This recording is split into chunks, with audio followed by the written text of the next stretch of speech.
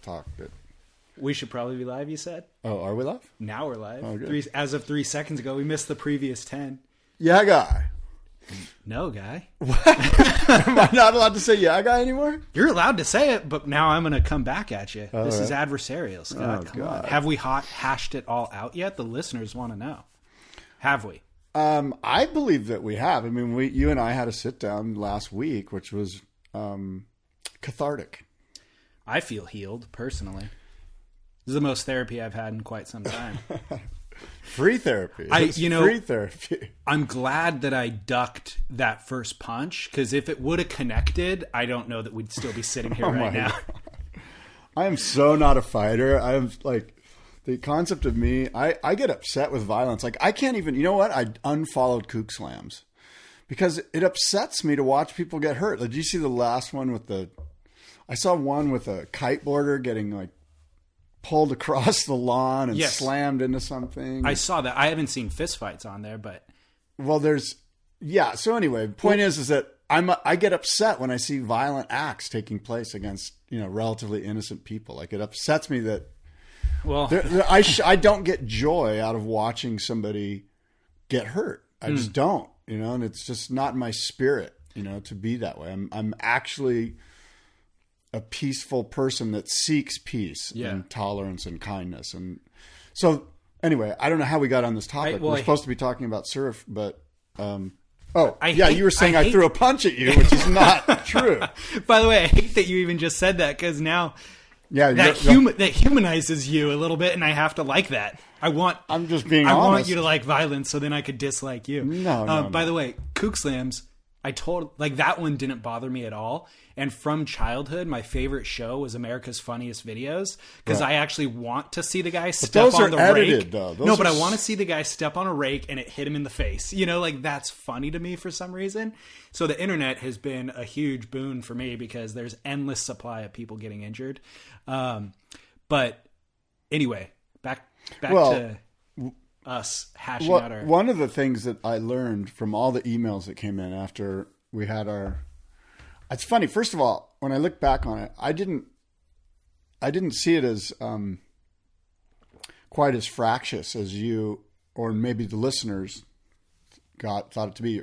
You added some stuff onto the end of your pod. Yeah. And I guess I didn't even hear it, but I got emails that was saying that you were upset. Yeah. But then the emails came in and it was like, wow, this thing's really... Because after the people don't know this, but after the show, you and I talked for like 25 minutes or 10 minutes about it. Like we tried to hash it out right after the show. Yeah. But... unsuccessfully. Well, we were interrupted by one of your Surf Splendor guests. Todd. We were going to continue. Yeah. Yeah. So... What are we doing? We bring listeners up to speed before we get into the actual name. Oh yeah, so we have a new. So one of the emails that we got that made a lot of sense to you and I was, look, change the name of the podcast, make it an all new name, take the technical side of it, the RSS feed, make a whole new RSS feed, make a whole new website. It's not Scott's thing, it's not David's thing over here. It's our thing together, separate and transparent, that resides on its own website with its own new name, with its own thing. Because David and I agree that we think that the show's pretty good. Like first and foremost, I can speak for David and say I think we both enjoy the podcast. Totally. And we're trying not to say that term, but no, there were two, I thought, consensuses that came through with all those emails. One of them was that everybody seems to like what we're doing together. And number two, it would be a shame to not continue it over something so petty. And so you and I fully agree with that. And so it was just a matter of sorting out how to proceed. And so that led us to what you're talking about, which is like super obvious solution is let go of the ego or the pride or association we have with our own brand identities and just co-brand, right? And part of the problem with that is that even beyond ego, there's real marketing traction with both Surf Splendor and Down the Line. Sure. And so just from a business standpoint, it's like, God, we'll let go of the ego side of it, but does it make sense from a business standpoint to start over? And we've come to the realization that it has, and that we're starting afresh. Well, my thought on that, and I think maybe other people have commented on this as well, is that changing the name of the podcast, we will not lose a single listener at all. Nobody's going to be like, oh man, I prefer down the line name, I'm out of here. Because the quality of the content and your and my interaction is the value of the podcast, not the name. Right. And so on the flip side of that, if either of us left or replaced the other one with a different co-host, we would definitely lose listenership. Both of us would. Right. So simple solution. So I feel like, is there a drum roll needed? Because during last week's meeting, I'll pull up a drum roll. Okay, during last week's meeting, Scott and I at the end were like, okay, we hashed out our differences. Now, what is the name? And I sat there kind of with a dumb look on my face because I had been thinking about it for weeks and I had no good idea. Slow that down. Sorry. I was mistimed. There I am, interrupting again. Always, dude. Always. So I had thought about it for weeks, and we got tons of listener suggestions for names, but I really didn't have any that I loved. There was a lot that worked, but nothing that I loved. And then Scott just looked at me and said it, and I was like, holy cow, that's actually really good. So mark my words on today's podcast. You're really making it up. You get the credit for this name. Well, you nailed it. All right. I might have overhyped it. There we go. Drum roll, please, Scott. And Scott, the name is Spit. Spit. Spit. Simple as that. Why are we calling it Spit? Because we're just spitballing, right? We're spitting a little vitriol across the table as well. Right.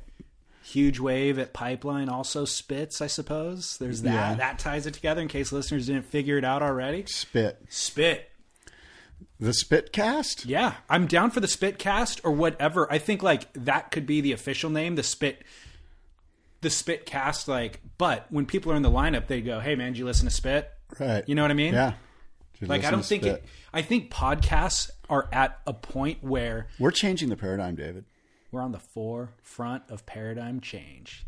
I think podcasts are at the point where you don't have to say, hey, did you listen to the Serial podcast? Yeah. You just go, hey, did you listen to Serial? Right. You know what I mean? Yeah. So I don't think we need to define it with any of that that terminology. I think Spit stands alone. Yeah, it's gritty. Spit. They used to call movies moving pictures. Right. Are you going to the moving pictures today, Dorothy? Exactly. To the talkies? Talkies was actually a shortened version of a talking moving picture. When they introduced sound is when that was. So that's what we're doing. We're shortening. Look, it's the Spitcast. The Spit Talkie. Right. Now the website is thespitpodcast.com or spitpodcast.com. Okay. Sweet. You can go to either one and get to the show. Sweet. Well, I'm psyched, dude. Yeah. I'm super psyched. Here's my concern. Yes. Now that we hugged it out, right, are we going to lose the grittiness and the adversarial nature, or do you still have hatred in your heart towards me? No, I've never had hatred. There will always be. Look, let's face it. We're from different camps. San Diego. You're from Huntington Beach, where there's this miles of sand and you know, and what? I don't know, Huntington, all those, you know, pit bulls and, you know, jean shorts that hang down to your ankles and knee-high socks that go up to your waist and, you know, those wallets with the chains, right? And tattoos. And when was the last time you were in Huntington? Doesn't matter. That will always be my vision. And riots. You come from a place of a riotous nature. It's true. It shows in my personality. That's why I'm so and angry in your all the hairdo. time. Speaking of hairdos, by the way, dude, let listeners note, Scott, who makes fun of my chop hop for years on end, showed up to the boardroom show with a chop hop. With a chop hop. A gray chop hop, no less. A gray one. I had it colored.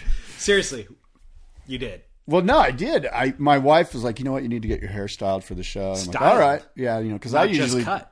Well, I go in there and I'm like, give me an 8, you know, just take the thing and, you know, cut the whole thing the same length. And she was like, no, the top needs to be long, you know. Anyway, so I went in there and had it styled, and I came out and I realized, holy shit, I have a chop hop. Like, I didn't go in there asking. She said, though, she goes, do you want a chop hop? The lady that cut it. And I go, no, course hell you no, did. I don't want a chop hop. What I want is longer on the top and shorter on the side. And she goes, okay, rolled her eyes and said under her breath, that's a chop hop. That's a reverse chop hop, backside chop hop. Right. Well, I thought it looked good, actually. I was like, holy cow. Of course it looks it's the good. best Scott's ever looked in his life. Well, I feel like mine's kind of veering away from the chop hop, though, because I'm growing it out a little bit, a little longer. So I noticed don't that. know. Yeah. Well, you know. Might get it trimmed later today now that I think about it. We'll see. Well, Scott, welcome to Spit. Spit. Episode number 1. Spitcast. I mean, not really, but kind of. Where's the kelp? Wait.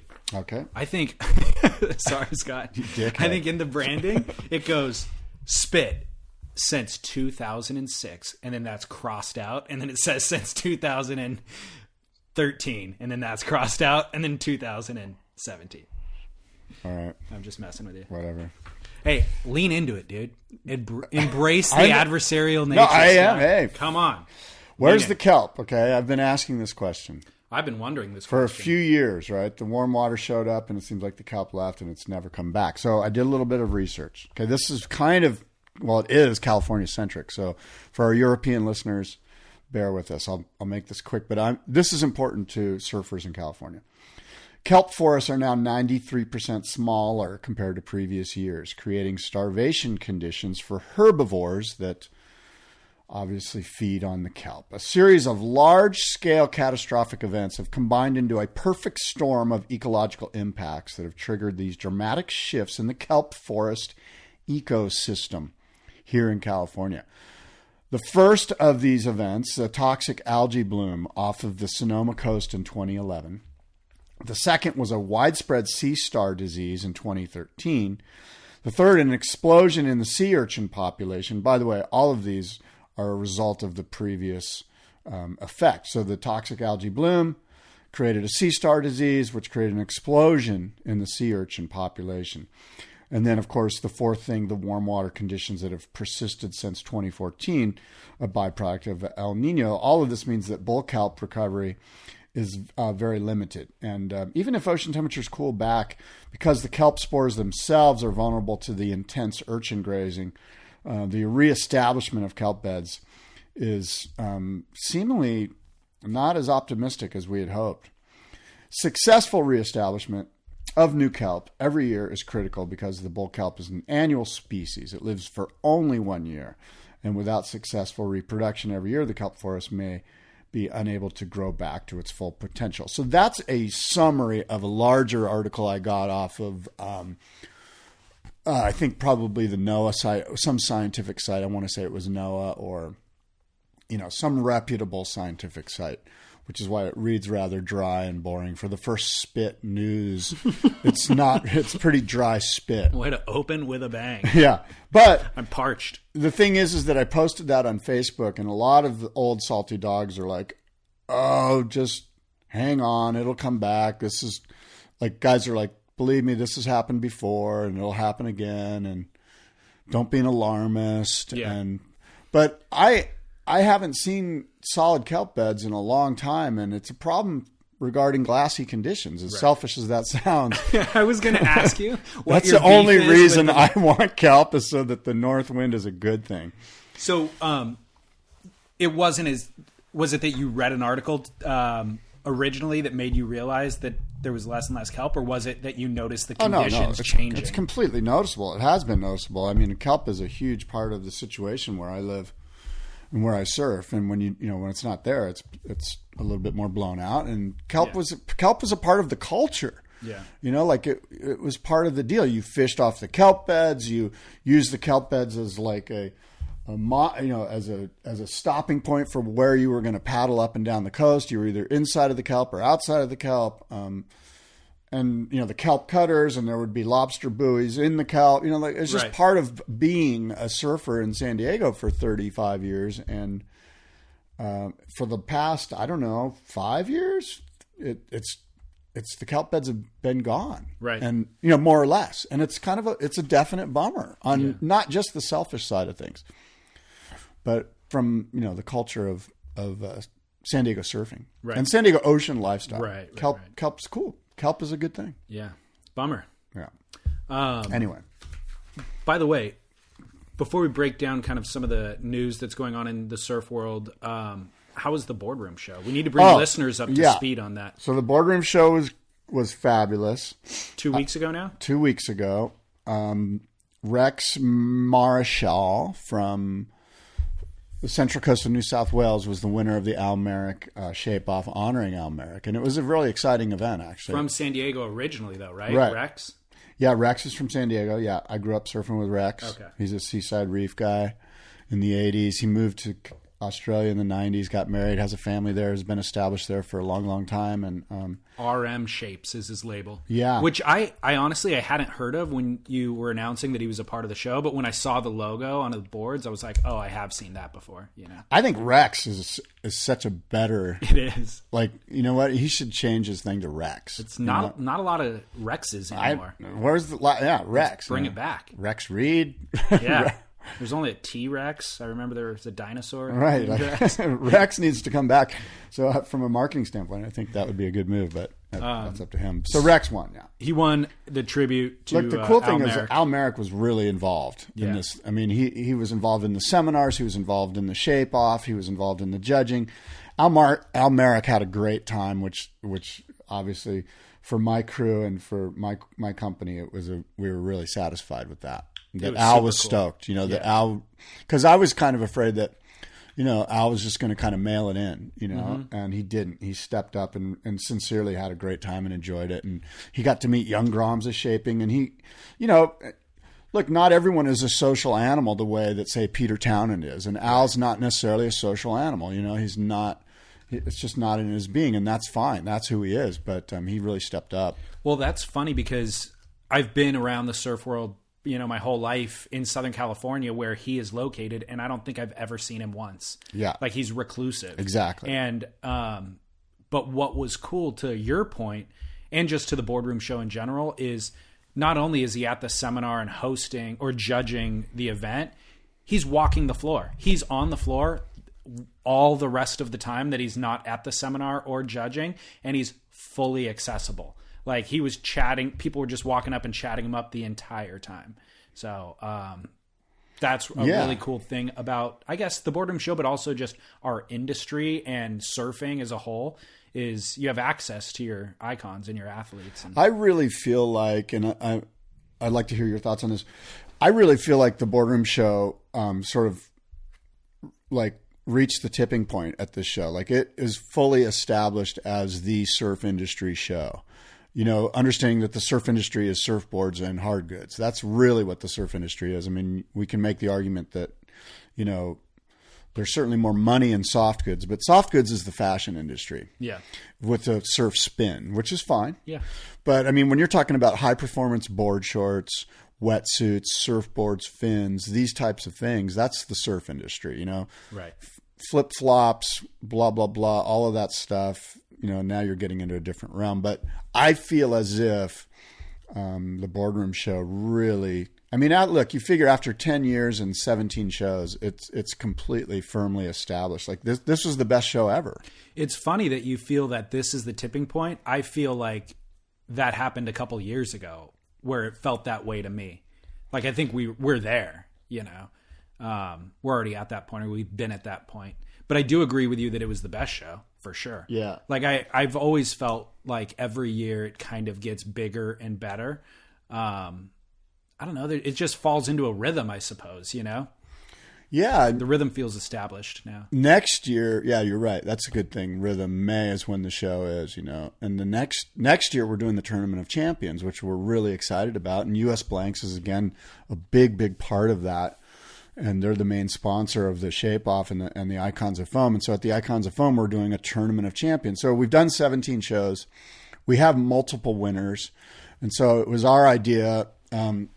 My crew as a whole kind of rallied around and said, let's bring all the multiple winners and have them do the ultimate Shape Off, you know? And so we're going to bring back the 2- and 3-time winners. We're going to bring in, and the guy that won the international Shape Off in Brazil, you know, they did a boardroom in Brazil, basically. The Brazilians came to the boardroom 2 years ago, talked to me, said, we're going to do one in Brazil. I was like, all right, whatever. And they're like, we'll fly you over. I'm like, okay, cool. I never heard from them. They never flew me over, but But they did, and I'm glad they did. It's good for everybody. I didn't know anything about this. Yeah, no, it's good for everyone that they're doing one in Brazil. It would have been neat if I would have taken advantage of it. And when was this? When did they do it? It was in October. And of 2016. Was it all Brazilian shapers and companies? Yeah, it was a Brazilian surf trade show, but a consumer-facing one, just like the boardroom. Okay. And they came and they took notes, and I met with them, and they're like, "We're going to do one just like you. We do shape off, blah blah." And I'm like, "Okay, whatever." So anyway, we're going to bring in the champion of that and bring him over to continue to add to the international flair. Of course, the defending champion Rex from Australia will help to add to the international flair. And then we've got multiple winners here on the East Coast. Ricky Carroll, of course. Roger Hines is a multiple winner. Wayne Rich is a multiple winner. And Stu Kenson is a multiple winner. So we'll bring these guys in. We'll bring 10 of these guys together and have the ultimate shape off. And we've got some surprises that I'm not even going to bring up yet that are involved around that we're pretty excited about. Radical. Well, I had a phenomenal time at the event. How many fan experiences did you have with listeners of the show? A ton. Crazy, right? Yeah, a lot of people. It's like not nonstop. Yeah. Throughout the course of the day. Yeah, there's a lot of people that are like, "Hey, love the chop hop." And you guys hash I mostly got people high-fiving and going, "You know what? You're right. David's wrong." That's exactly what I got. The opposite of that, actually. They're like, "Hey, dude, if you need me to throw a punch, I will." That's what I got. There was a few kooks from Huntington there, so it makes sense. I'm so not proud of living in Huntington Beach, by the way. Like, it actually stings when you say that. I guarantee you moving down. It's so true, look, dude. You have a taste of North County lifestyle. You've been down there enough to know that, holy shit, this is the place to live. I love it. It's kind of like, I love it. Do you want to live in Brisbane or do you want to live in Byron? Dude, it's just, it would be inconvenient to my current life's obligations if I relocated, but I know that's what every relocation is, and people do it all the time, so that's not a fair excuse. But perhaps in the future, I would argue, I don't know what your job situation's like, but I would argue that you could probably do it from a remote location. I could. I know. It's just convincing your boss of that. So one thing that happened at the show a couple of times that was actually really hilarious. You get used to this fan interaction where it's like you see somebody look at you from 20 feet away and make eye contact and kind of give you a knowing nod. And so then I relax into that mode where I'm like, okay, now we're going to talk about the podcast. That's what this person's here for. Then they walk up and they're like, "Hey, is your name David?" And I'm like, "Yeah." Like, "Oh man, I love the podcast." "Oh, thanks, man." And we go down that. 3 or 4 times throughout the show, that exact interaction would happen. Somebody makes eye contact and makes a beeline right for me. And I go into that posture where I'm ready to receive congratulations. And then they go, "Hey man, do you know what time Al Merrick is giving his seminar?"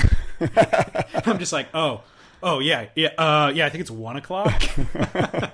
Where it's like, I'm ready to get adulation and I don't. So that was always really funny when that would happen. I wanted to actually, speaking of fan engagement or listeners reaching out and developing those relationships, I did a couple of trips since the boardroom show that I wanted to tell you about and listeners because it's so radical. Like, it's gratifying interacting with listeners of the show and them expressing thanks for the work. So I've had a couple of guys who live up in the Central Coast who are like, "Hey, dude, if you're ever around this area, reach out." One of them owns a brewery. The other one's family owns a winery. And they're like, "Just swing by and I would love to show you what we do." So to kind of recover from the boardroom show, since it's a long weekend, I took a couple days that following week and did a Central Coast trip to surf, to eat, and to relax. And Libertine Brewery is the guy's name. He's in San Luis Obispo, and I think they have another venue, a tasting room in Morro Bay. But they do really interesting, rare, wild ales. Each individual beer has its own kind of artwork, artistic label packaging. The bottles are like 750 milliliter champagne style bottles, so like artisanal craft low batch beer that's aged in oak barrels. Really high quality, really interesting stuff. And then he has a restaurant as well in San Luis Obispo. So that was a fantastic experience that if listeners are interested should check out. And then Cass Winery as well in Paso Robles Brian Cass is his father started the winery, but I had a phenomenal experience at that winery. The wines are amazing. So if any listeners are in that area or driving through and are interested in wine tasting, definitely reach out to Cass. And Brian's in the tasting room oftentimes. You can track him down and tell him that you're a listener of the show. But when we started the podcast 4 years ago, you wouldn't anticipate having this level of interaction with listeners, and I surfed with Brian actually last time I was up in that area. So kind of relationships that developed from it. So really cool experience. Good. That's good to hear. I'm glad you had a good time. You know where else I went this last weekend?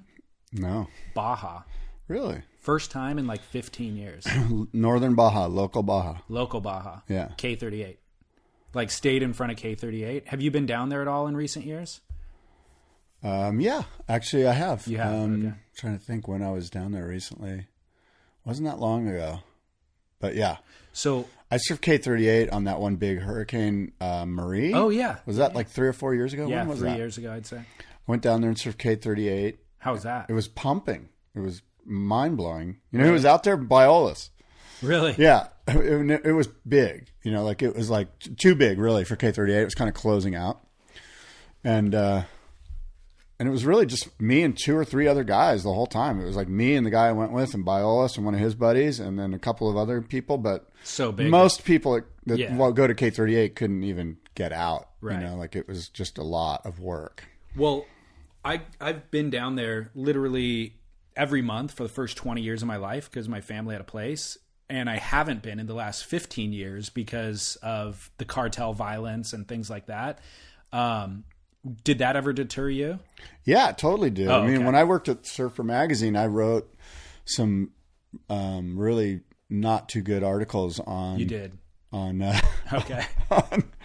on the situation, documenting the violence that was taking place. Yeah, really? because it happened to some guys that I know, some really good friends of mine were involved in like guns to the face. There was this major, as you mentioned, cartel, the Zetas.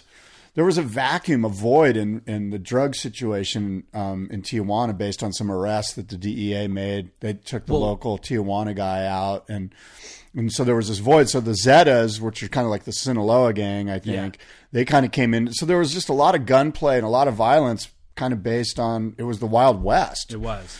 And unfortunately, surfers just happen to get in the mix of that because they're driving around in really nice SUVs and they've got money. And a lot of these guys are high as shit on crystal, and they realize that the main kingpin's out, and so they can run loose and get crazy for a while before some authoritarian fills the void. Anyway, that's exactly what happened. Yeah. And I read an article on Esquire about it recently, and it was actually related to El Chapo. Like, he was the guy keeping order amongst the criminals, and actually working with the government, and like the government kind of allowed him to run the show because there was organized chaos. It's very similar to like dictators and Saddam Hussein. It's like, totally. We think he's a bad guy, but if we get rid of him, then we don't know what the hell's going to happen. ISIS shows up. Literally. Yeah, and it's very similar. It was the exact same thing. And then the other factor in it was like the legalization of marijuana in the U.S. then hugely cut into their business. So the drug cartels in Mexico started producing this ultra high octane heroin that they were then releasing on the street at like 40% discount. So cheaper than it's ever been, more potent than it's ever been. That's what Philip Seymour Hoffman died on, because people were taking the same dose that they were used to taking and then ODing, Yeah. And they were just like, cool, you guys want to take away weed? We're going to flood the market with a new drug that's even more addictive.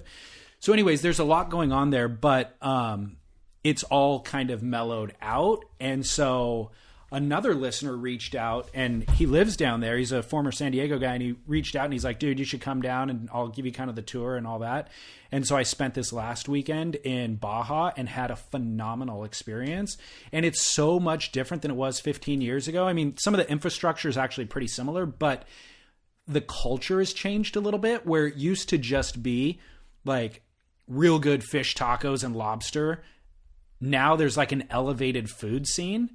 which is Tijuana. kind of We've shocking. talked about that, haven't we? We've touched on it. Yeah, the Tijuana food scene is legit. It's totally legit. Like Totally. It's over the top legit. Yeah, and I didn't actually go into TJ, but even like in Rosarito, around Rosarito, had like breakfast at this French cafe, like this French woman. It was just completely out of place. Like French woman off the side of the road, amazing little cafe for breakfast. Baguettes and croissants. But also like elevated, like interesting things, like an omelet with smoked salmon and some blueberry puree. Like, why would you have blueberries on it? But it was phenomenal, you know? And then the other thing was this. You have a taste for the finer things in life, I'm telling you, man. Between the chop hop, your red wines, and your blueberry. Well, that leads me into my next thing is that there's a wine producing region, Guadalupe Valley, just inland from Ensenada. Yeah. Phenomenal, dude. Like, the wines are great. Lunch was amazing. It's beautiful. It's lush. It's green. It's like you're in a different place completely compared to the coastal Baja that you and I are used to. So I had this weekend, it was only 2 days, where I felt like I went to Europe or something. I was surfing out front every day, having amazing meals. We went to the surf. Okay, here's the one last detail I'm going to give you about this, and we can move on with our lives. You know how there's like a craft beer scene in San Diego? Yes, it's huge. Based on Stone and then everything else that has come after it. Well, the same thing's going on in Baja. Like, there was this duopoly for a long time with Tecate and Corona, where they just like dominate the market and keep everybody else out with this kind of heavy-handed shakedown technique, you know? And local markets aren't even allowed to buy other brands. Otherwise, or you just don't get anything because they distribute. Or you won't be able to renew your license next year because Tecate works with the government. You know what I mean? Right. So now there's been these like craft breweries popping up, and the beers are amazing. So we like literally 1 mile south of K38 found this spot called Surf Brewing Company.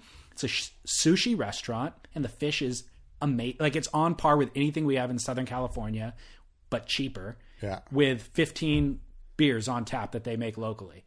It was like, and it was how killer is that? Radical. So it's like, there's no, like I said, it used to just be go get cheap fish tacos and Negro Modelo and then like lobster at night. You can still have that, but then there's this where it feels like you're in LA or like Del Mar or something, you know? Well, I guess some would argue, why not just, I mean, isn't that the charm of going to local Baja, is the Negro Modelo and the crappy street tacos? And you can still have it. Yeah. But you can also, you don't have to compromise your normal comforts and luxuries. Did you go to Chicks and Beer? What? Did you visit Chicks and Beer? I don't know what that is. You don't know what Chicks and Beer? No. Chicks and Beer. Is that a spot? Yeah, it's a gentleman's club. Oh. I'm glad. Did it seem like I actually didn't know? Did I play that off cool? So, but it's that, and then like midday going to the wine region, and it's just phenomenal experience in Baja this last weekend. So cool. That's my Baja review. I like it. Surf Brewing Company. I'll post links to all this stuff, by the way. What else you got in terms of news that we need to catch up on surf related? Well, stuff? I'm not sure we can catch up on stuff, but what we do know that's happening is, look, Adriana de Souza won the Brazil event. As far as Brazil events go, the surf wasn't bad. But I've taken sort of, I don't want to rehash stuff we've already talked about, but I sort of feel like the WSL would be smart to have events, world-class events at world-class waves, regardless of what region that they're in. Could not agree more. Time, the time of, seats on the beach are as important as seats, in front of the computer is over. If you're going to have an event, I don't care where it is, it needs to be at that specific country's or region's the most world-class wave during the most world-class moment. This is why we have the Fiji event in June and not in December, because Cloudbreak sucks in December, generally speaking. You know what I mean? Like, in other words, the odds are great that the waves are going to be way better in May and June at Cloudbreak than they are at other points during the calendar year. So I think that the Brazil event needs to be. I think the entire WSL. Not just. I'm not here to bash Brazil. If you're going to do Brazil, fine. Do it during prime season for that island, Fernando. Noronha. Yeah, I can't pronounce it, but that seems to be the perfect wave down there for this. Right. For an event in Brazil. If you're going to, but again, I look at it like, okay, what's the region? The region's the Southern Hemisphere in the Atlantic. Where's the spot? Maybe it's who knows? Maybe it's those Falkland Islands have got a wave that no one knows about. I don't know. So I got a comment on the website from Jason Lados. He said, I find it amazing that Central America is one of the Western Hemisphere's preeminent surf destinations with consistent world-class waves, and yet the WSL continues to support such an underwhelming event in Brazil, where the only thing more disappointing than the wave is watching the best surfers in the world struggle to make a go of it. It would be great if the WSL had a little bit more philanthropic approach for at least one event and brought their positive economic impact to places who would really benefit from it, like El Salvador, where the waves are consistently world-class. The region and culture would be new and interesting, and the communities desperately need the support. So, totally agree. We don't need a Brazil event. We could have both things, by the way. They can continue doing QS 6000 events there. Do QS events there at Saquarema. You'll have the same exact crowd. I would argue that crowd doesn't know the difference between a QS 6000 and the vast majority of beachgoers don't. Right. Because if you do care, you watch it online because you get replays. Right. Like I don't go to the US Open when it comes around, So the people who are on the beach will still be on the beach, and you'll still get all of that goodwill and community support that they're trying to get. But you don't need to force Mick Fanning to surf the backwashy waves. Yeah. It's a waste of everybody's time. Yeah, I think that the WSL could just reimagine their entire tour based on the best surfers and the best waves. That's their motto, right? Totally. And so, why aren't there... And look, it's kind of there's a fine line, right, between, for instance, I was going to say, why not have an event at Chicama? Well, all the guys like you and me that go to Chicama to surf and all, we don't want the WSL at Chicama. That's the last thing I want, really, is like, what good does it do me to have those guys at Chicama? It just makes it more crowded. Right. You know what I mean? And so it's like that Baja argument. It's like, oh, God, they brought the thing to Baja. Well, it was one of the best swells ever there during the best sandbars ever there, and it was one of the best events ever. But what did it do for you and me, David, the average traveling 20-year-old blah, blah, blah surfer, right? And it hurts us. It puts Baja on the map more. And think about it. There's a big argument on the Surfer Mag forums about this, which I think, and it's something you and I have talked about at length. Does the WSL, does pro surfing, does the surfing industrial complex really benefit you and I, or is it just a big wank job for a few companies that are making a lot of money? Look, it's a tired argument as far as I'm concerned. The fact that we all know the name Chicama and Baja means it's already on the map. You might as well do the event there. They're not spoiling anything. To a degree, I guess, if you tracked what the tourism was before they did the event and after, then yes, it increased, but it wasn't a secret. No, it's not a secret. It's way more of a pimple on the face now. It's way more people are looking at it and going, oh, look, it is. There's Chicama. I don't think you can argue that if you put an event on the tour, it adds way more eyeballs and way more people are going to go visit that spot. Now, I'm not arguing that. Yeah. Okay, good. So as opposed to, hey, it's not on tour, less people are visiting it, that could be argued that's a better thing selfishly for you and me, the traveling California and North American surfer. So, now, the local region probably, like the local Peruvian is probably pretty stoked on the income. And who are we to speak for them? We are nobody. It's not our country. It's just our selfish little surf spot. I guess my thought is just, if you're going to make that argument of let's not exploit these spots, and like my potential surf trip 5 years from now that I want to take there is going to be too crowded, so I don't want to have the world-class surfer surf it. If you follow that the logic of that argument, do you just not produce any surf media at all? What is every magazine that you look at? What is every video that you look at? What is every... So I agree. The elephant's out of the box, so to speak. Like, it's too late to repurpose everything. And I still remember Taj Burrow's 10 in that event. I still remember Andy Irons winning that event. So like the memories that it generated and the goodwill that it generated for the surfing world just as a whole, as fans, is worth it. Like, that outweighs any potential there being twice as many guys in the lineup next time I go there, Okay, so we've gone down that rabbit hole, which we probably shouldn't have gone down, which I just led us down. But let's bring it back to the WSL repurposing their event structure so that it's at 9 world-class waves rather. Because if we're going to argue, oh, Brazil sucks, then we better argue, then let's bring it to the best world-class waves. And are there 9 spots? Can you have 9 events at 9 world-class waves over the course of the year? Of course, the answer is yes. Now, this means wiping off the whole concept of we have to visit certain regions. That's gone now. Totally. You know where we need to go? Chopu, Cloudbreak, J-Bay, Pipeline.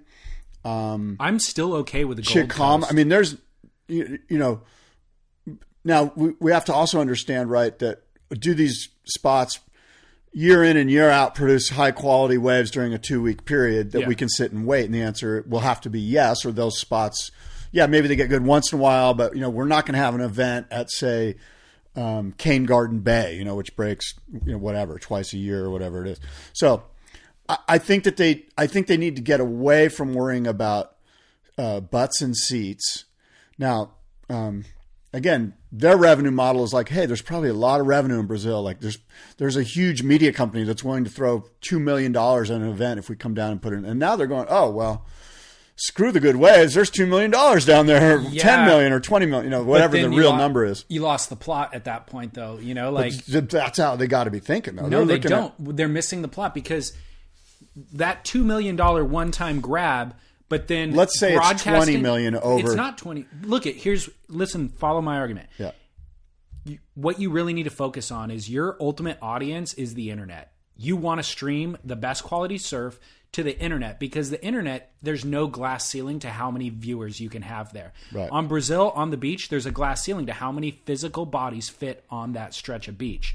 So they're focusing on this little $2 million number, and then they're broadcasting crappy waves that Kelly Slater won't even show up for, that Mick Fanning he is there, but he's not even psyched to surf it, and he can't even free surf it because there's way too many people and it's way too backwashy.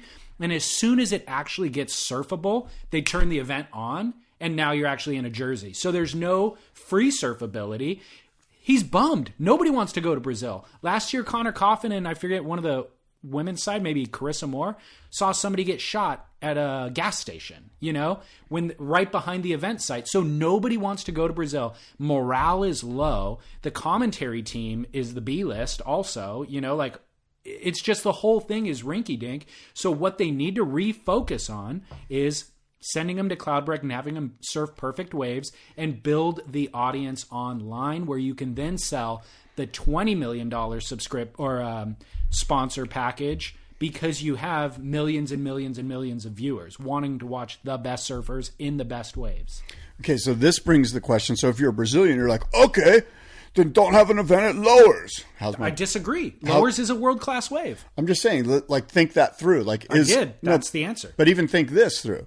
What's the best world-class wave in Southern California where you can, or in California, or in the Northern Hemisphere, between Canada and Lowers? In terms of high performance shreddability, Lowers, period. Well, think it through though. There's probably, what about Rincon?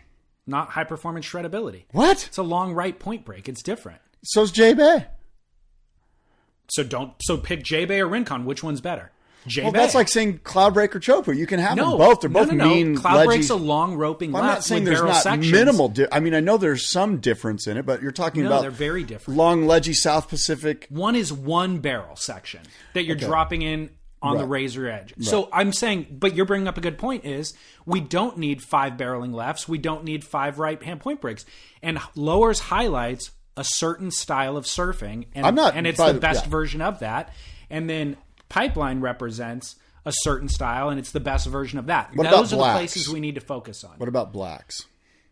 So now you pick blacks or Hossiger or Super Tubos in Portugal and pick the best of those 3 because those are more similar examples. Blacks and Lowers aren't in the same example. No, I agree. I'm just saying when you think about, because the Brazilians are going to go, okay, if you take an event from Brazil, we take an event from North America. We're not taking a regional event away. We're picking the best waves. I agree. Yeah. And so you're saying that Lowers is one of the top 9 waves in the world. It's the best example of that style of surfing. High performance, shreddability, you got to say Lowers. What about macaronis? Maybe, but it's a straight left. Well, I mean, that's a better wave, but it's a straight left. That's like a skate park. Macaroni's if as long as it's below 8 feet, it's like a full-on skate park. Yeah. It's way better than lowers. So put those two in the running, and then figure out logistically. So what I'm getting at is that I'm sure that given enough time and thought, you could find a better shreddable skate park type wave than lowers. And if you do, does the industry go, oh my God, no, we've got to have an event at lowers because it's Southern California. I mean, we have to have it there. You know what I mean? Like you're gonna get that back. Well, so Macaroni's, let's say Macaroni's has a degree of, it's better by degrees, a few degrees of difference. But logistically, it's a nightmare to get everybody there and to set up infrastructure. Now that factors in. No, but once you put the best waves into the hopper, you got to factor in those other things. Well, I would say, look, if you can do an event at Chopu and at Cloudbreak, you can do an event at Macaroni's, and there's a resort right there. Yeah. That's going to have enough infrastructure, enough bandwidth to pump it through. It's not like you're doing it at, say, what's that other left just down from Macaroni's? Greenbush, there would be a little bit more infrastructure issues. At least at Macaroni's, there's friggin' everything right there. Okay. So you get what I'm saying is that somebody's going to give you pushback about lowers, not based on the wave. They're going to say it's about the wave, but it's going to be about, hey, we need that here because this is where the industry started, blah, blah. You're going to get all that, right? Yeah. You're going to get all of those people that are, you know what I mean? I do. And so that all has to be taken off the table, and we have to look for the 9 best waves in the world, and that's where the WSL goes because their motto is putting the best surfers in the best waves. World's best surfers, world's best waves. Where are those? It's not their official motto, by the way. At one point it was, I think. I think now it's you can't script this. Which is a joke because a Brazilian guy wins in Brazil. An Australian guy wins in Australia. 2 Wrights are going to win this year. Owen Wright and Tyler Wright win the world title. I mean, I'm not saying they script It's an all-right title, Scott. Everything's all right with the W. The caption's all written. My God. I think I've seen a T-shirt out there. So what are those, I'd like the listeners to kind of chime in on what are those 9 best waves, understanding what David brought up, which is important. Can we get the infrastructure there? Because you would even argue, some would say Rincon can't support the crowd factor. Well, you don't do it. You don't even allow the crowd. Like the crowds aren't allowed. Right. Now you're going to buy a permit that shuts down the beach for 2 weeks. Right. I don't know if you can do that. You can at lowers, but is lowers better than Macaroni's? No. Think hard. There's other waves that are full on skate parks. I mean, basically, you could have the whole event in Indonesia, the whole season in Indonesia. You totally could. And so let me restate. If you just said, hey, David, next year, rub a genie, and next year you get to decide to either have the world's best surfers surf Macaroni's or lowers, I would prefer to see them at Macaroni's. Like I would throw out lowers and prefer Macaroni's in that scenario. But the reality is once you kind of identify what those best waves are, there are other factors that you have to consider when setting up the event. And again, if it's only a couple degrees of difference between Macaroni's and lowers, but it's infinitely easier to set up the event at lowers, that does factor in. It just does. And again, that brings me to, hey, if you can set it up at Cloudbreak, you can set it up at Macaroni's. True, but that's not what we're talking about with Brazil. What we're talking about with Brazil is the waves are terrible. Right. Even Brazil's in the best case scenario, they're terrible. So why are we still there? Where, as Jason mentioned, the listener, like El Salvador's got a super sick right-hand point break, and that caters to the region as a whole. I guess that's Central America, whereas Brazil's South America, so maybe not. But there are phenomenal waves in South America that would cater to the region by having the event there, even though that's not what we're doing in this example. Yeah, we don't want to do that. Right. That's what I'm saying. Like, take that out of the equation. But yeah, Brazil's out as far as I'm concerned. I don't see. Well, I'm not saying Fernando. Maybe that island Fernando's in. I'm okay with that. I just want the world's best surfers and the world's best waves. But for the CT level, absolutely we do. Yeah. So but again, we can both sides can win this argument because we'll still do the QS 6000 there. Right. You guys still get a bunch of QS events every year in Brazil. So is France a CT? I don't need it. When Hossiger is pumping, yes, it should be, but it's not always. For the most part, that event, the Portugal and France event, run in substandard waves. And maybe they get one round where the waves are pumping, and that becomes the highlight reel. But I don't want to watch through round 1, round 2, round 3 to see, a a couple of highlights. Is Snapper on the CT? I'm okay with that. Is Bells on the CT? I don't want Bells. Is Margaret River on the CT? A long time ago. Margaret's no. I think. What about North Point? I think it'd be rad if we could figure out North Point. I'd be totally open to that. Yeah. Like, so the reason why I like Margaret is because now with the rotating venue, I love that concept of like, hey, it might be at the box and it might be at North Point. And it seems like this year they did a pretty good job of that, where we did end up getting good waves. Even though I don't think they ran a single heat at the box this year, they did in previous years, and it was so killer. Yeah.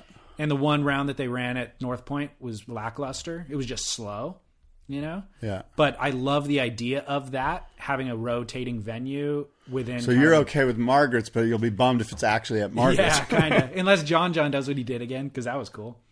Yeah. It's interesting. The whole concept of it is interesting. I mean, you see both sides of the equation, right? You're like, hey. Yeah, totally. How do you... John Florence at Susquehanna, or what's it called? Sakurama. Isn't that bad, except he didn't get through his heat. Yeah, so now it's bad. Lost to Yago Dora, who is a spectacular... That kid was ripping. So let me use that to segue into Fiji, actually. Felipe Toledo got suspended, obviously, from the Fiji event because of an interaction he had with the judges in Brazil. He got an interference against Kanoa Igarashi, and it's reported that he stormed the judge's tower. I want to know, what does that mean, Scott? It means he ran up there. He walked up to the judges in sort of a half sprint, and he probably laid out a verbal assault that included F-bombs and expletives that are unprofessional, not conducive to professional conduct. I want to know what he did. Oh, what exactly he did? Because he went up there and he just went off on him. Did he throw? Probably flipped him off. He might have flipped a board. Did he throw a punch? No. I think if he threw a punch, that's a whole. Did he curse at him? Like what? Yeah. I want to know what constitutes getting ejected from the next event or suspended from the next event, because everybody the press release was out there. Yeah, but they didn't say what it was. Everybody just says he stormed the judge's tower, like with his. I don't think Felipe is the kind of guy that throws punches. I think he storms, he gets red, he gets hot, and he lets out that Brazilian machismo through verbal context. Just, I mean, because there's guys who go up there and they complain to the judges and nothing happens. And then there's examples in the past of Sonny Garcia throwing rocks at the judges from the beach. There's examples, I think it was Jeremy Flores a couple years ago, of like running up there and they locked the door on him because he looked angry and he was like pounding the door, trying to pound it down. And he got suspended as well. So it's like, what did Felipe do exactly? Like, I know somebody who's listening to this was there and they know what he did. I would like to know what constitutes being suspended. Yeah. Because I agree with you. He doesn't seem like the guy who would throw a punch. And so it's his dad, right? Isn't his dad a little off the Richter? And so Gabriel's dad's been reprimanded in the past. I think he was not allowed at the first couple of events this year. Yeah. So if it was his dad, then his dad wouldn't have been allowed at the Fiji event, and Felipe would have. So Felipe did do something. Yeah. What did he do is the question. Yeah. Now, the reason why I said Yago Dora is the segue into that is I'm kind of glad. I don't want to see Felipe at Cloudbreak. Like, I want to see a wild card there. Like, I hope they give Clay Marzo the wild card. I would infinitely rather see Clay Marzo surf Fiji in Cloudbreak and restaurants than Felipe Toledo. I'm not against Clay Marzo being there, but there's no way Clay Marzo will advance through that competition. There's no way? Advance through it. Have you seen him surf? No, he surfs insane. I would love to see it, but he's like Dane Reynolds. He's worse than Dane Reynolds. Would you say I don't know, when's my heat? I don't know, I'm going to eat some cereal. So I guess I missed my heat. Okay. Might you refer to that as, I don't know, a wild card? No, I agree. He's a wild card. He's the perfect wild card. Dane is the perfect wild card. No, you're right. You're right. We've had that discussion, and you're right. You want the guy who's he's either 10s or 2s. Well, look, there's wild cards like the guy, it's Jay Bay. The kid? No, the older guy that's won it or was in the finals. Adam Robinson. No, was it? No, maybe it was him. You know who I mean? The guy that went all the way through. Like, he won the trials and then made it to the finals. He made it to the final and lost to Parco. Adam Robinson. Yeah. Robertson.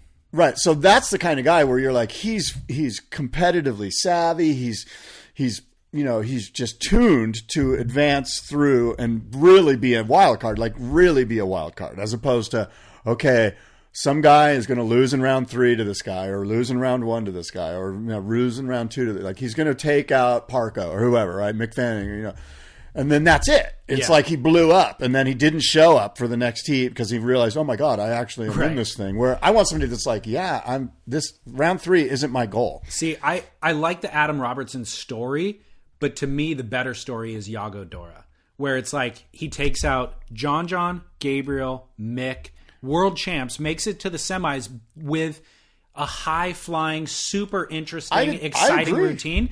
And I think Clay Marzo is that equivalent. Not even. All right, who do you want to see replace Felipe then? I don't mind Yago, but Clay Marzo is going to be round 3. That's what I'm saying. Like, Yago is in the Adam Robertson mold, where he's competitively going to get there. See, I think Clay Marzo hasn't put on a jersey in a long ass time, and if he was, it involved probably like a bucket of a resin bucket of beer or something. No, you know what I mean? Like, he's just not, and there's nothing wrong with that. I just don't think he's competitively, psychologically fit to dominate. I think he's a free surfer. We love him for that. I love Clay Marzo. Yeah. I don't think he's the guy. I think the reason why he'll do some damage in the early rounds. The reason why I'm calling a comparison between him and Yago is that their approach is similar, where they're both super explosive. And so that's what I want to see in a wild card. But I agree with you, actually, that I think he earned his spot into this Fiji event by doing what he did in Brazil.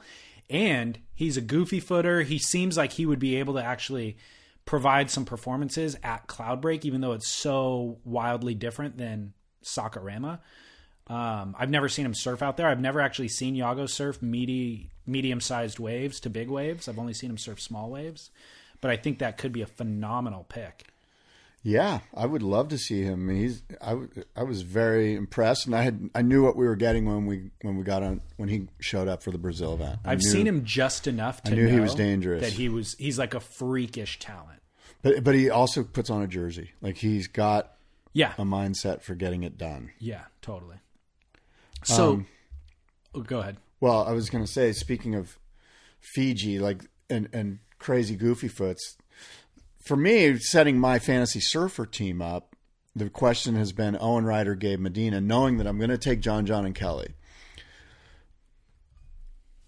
And money-wise, it only leaves me with, I have to choose between Owen and Gabe Medina. And Gabe's friggin' phenomenal out there. I mean, you know what Gabe's going to do this year? He's going to land something crazy on the end section. And it's going to put it's going to be an 11. You know what I mean? I could agree with that. Because he almost did it the last couple of years. And actually, I will say Idolo laid the groundwork for that. Because Idolo's rookie year on tour, remember, he was bashing the end section over dry reef where everybody else kicked out. For our entire lives, guys kicked out on that section. Yeah. And then he'd get barreled, come out and do a big float and like free fall drop, boom, on the reef and stomp it. Yeah. And people were tripping. Yeah. So I think that Gabriel one up that. Gabe was doing some half airs and kind of stopping and land, and I could see him just try to land it soft in the white water and kind of claim it and then throw his body out the back or something, like something crazy. So Owen doesn't have that. I don't think that's in his game. I don't expect it. And it shouldn't be. Yeah. But so I chose Owen over Gabe just because I'd rather, see a blonde hair, blue eye boy take it down. No, a guy that's had his head bashed in and it's that storyline. Yes, God, you're so racist, dude. I'm racist. I'm trying. What you're throwing your race? You're what's the word when you're transmitting? No, you're that's what you're putting your racism on me. You're on the record saying Gabriel's the black hat bad guy that you want to root against. No, that's true. That's true. But that's not based on him. That's based on his attitude towards his sort of. That's based on him raising his arm and shaving his underarm pits on for commercials. And this is the Spitcast, by the way. So I'm spitting my vitriol, Scott. Yeah, all right, good. No, well, I don't even want to reveal my picks, but I'm going to because you just did, and I put Owen on my team too. I was in the same dilemma, and it's like even though Gabe has a track record out there, the way that Owen has surfed it in the past is more memorable to me. Like, I remember Owen's waves out there more than I remember Gabriel's waves. But tell me this. I know when you picked Owen over Gabriel, you're like, oh, I'm going to regret this, because that's what I was thinking. I was like...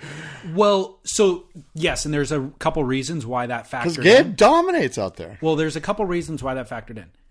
Not only does Gabe dominate, but he's been having a lackluster year, and he's going to need to make a surge at some point. And he's, in the past, he's done it late in the season. Right. It might have been the year he won, or maybe, I forget, maybe it was last year. But it was like in Europe, he started now making events and winning events. And so I could see him now getting his footing at an event that he's done really well in the past. But I will also say that Owen Wright, this could be the best you can't script this moment where it's like this guy comes from injury. He's currently ranked, I think, 3rd. Like, he's there in the finals or near the finals consistently throughout the beginning of this season. This is an event that he's won in the past. This is an event that he's had 2 perfect heats in 2 years ago. Like, it's kind of his event to lose in a lot of ways. So I'm going with Owen. I'm just hoping he doesn't get a concussion from duck diving. I'm hearing some knock rumbling. on wood. Can you really get a concussion from duck diving?